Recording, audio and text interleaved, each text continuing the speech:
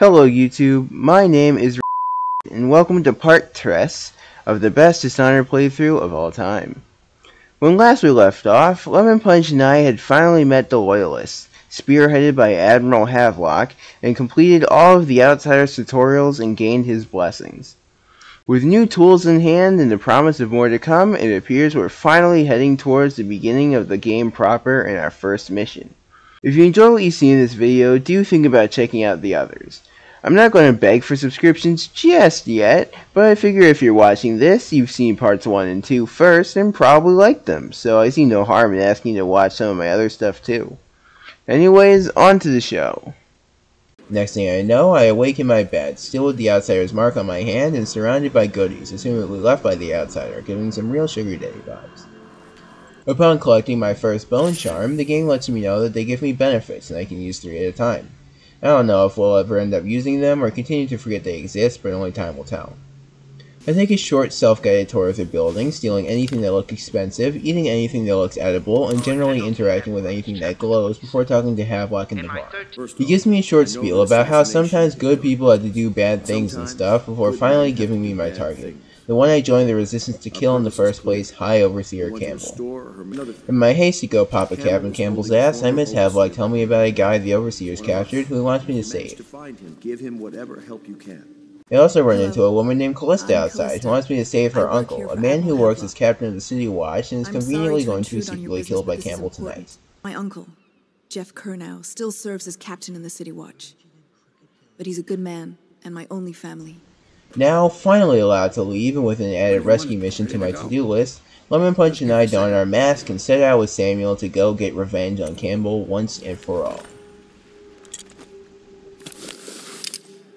We make landfall at the Distillery district at around half past bleak and take in the sights.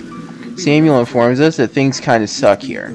The area's been ravaged by plague and there's lots of City Watch and gang activity, neither of which would be too happy to see my face. Master assassin that I am, I managed to get myself killed near immediately, and the range shift to Lemon Punch, who manages to find the crouch button that continues to elude me, kill a guard, and make it to Granny Rags, a local crazy lady who gives out side quests.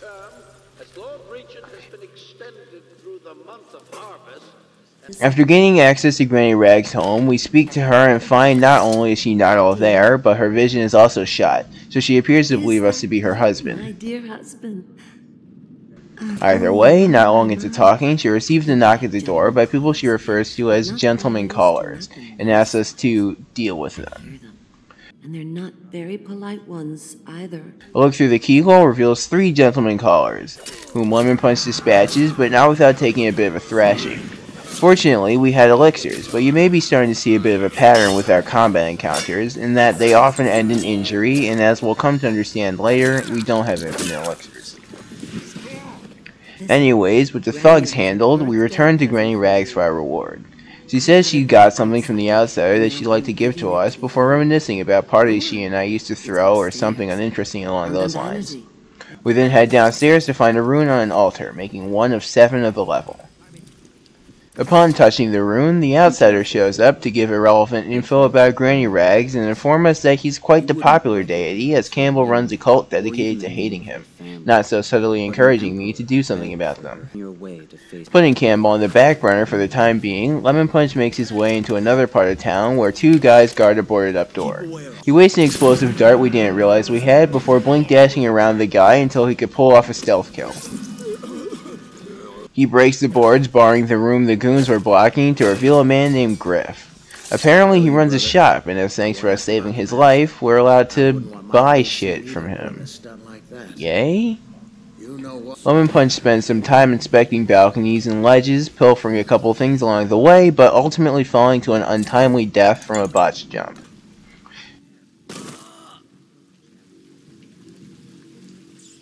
Now the controls are back in my hands, and the first thing I do, like with Lemon Punch's instruction, is go back to Granny Rags' house to pick up another rune just sitting in her attic.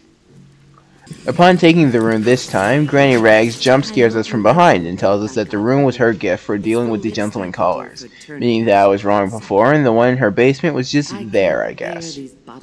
Anyways, after receiving our gift, Granny Rags sends us on another side quest. This time, she wants us to go steal plague-ridden rat guts from her doctor's mansion and use them to poison the bootleg elixirs that the Bottle Street gang are making. Doctor, dear. Dr. Galvani. Now there was a clever man. With that, we make our way, well, somewhere. I really didn't know where the hell I was going and ended up wandering into an area with hostile guards. It was here that I got into a scrap with one, attracting even more guards who overwhelmed and killed me. The controls now back in Lemon Punch's hands, he takes to the high roads, redeeming himself for his previous botched jump and making his way into the distillery area for a bit of shitty parkour.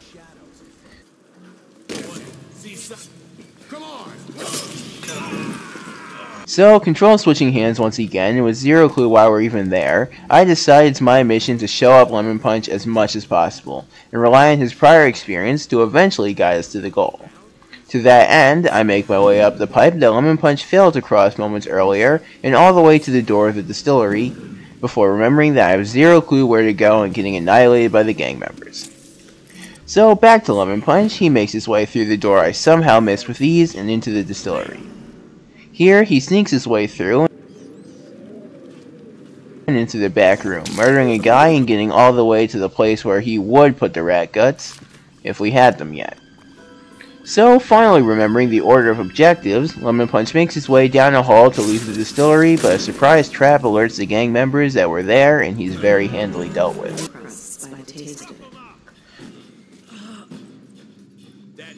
Unfortunately for me, the game saved while we were inside the back rooms, and as we've learned, when it comes to this game, I'm even worse than Lemon Punch.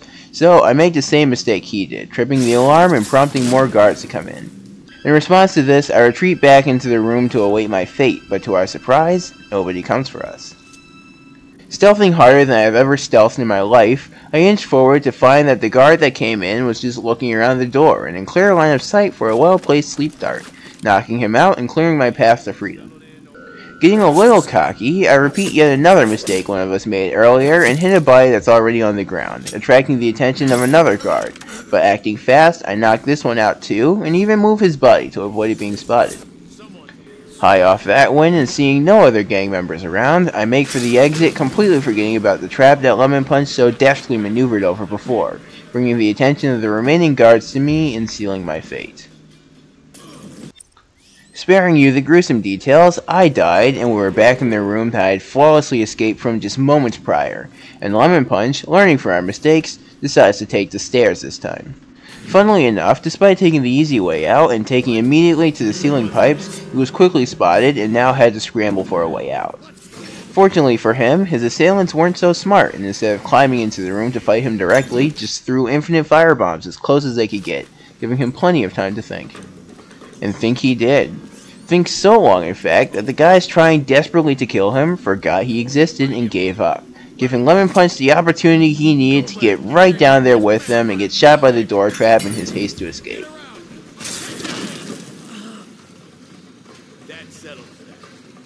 So, at this point you're probably thinking, well, they've seen all the dumb ways to die, so surely this time will be the one, right? Well, as much as I hope for a fake out, the footage doesn't lie.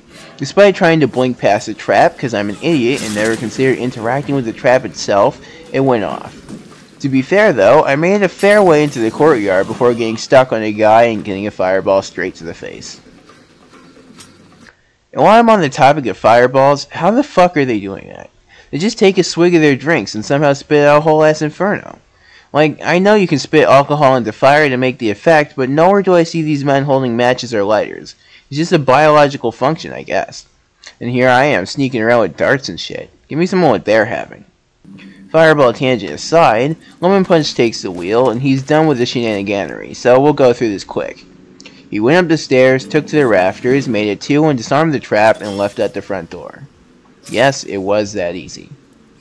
Outside, he makes his way along the pipes we used to get in, and was out without an issue. We could stop to talk about how he fell off the pipe in the home stretch, taking a chunk of damage and nearly getting caught, but honestly, it's not even worth mentioning. I'm just glad we're finally out of that hellhole. Finally free from distillery escape hell, Lemon Punch and I finally start our actual current objective of stealing the plague-infested rat guts from Dr. Galvani's house. Will this mission prove as accident-prone as this last one, or will we perhaps be treated to smooth sailing for once? Find out next time on the best Dishonored playthrough of all time.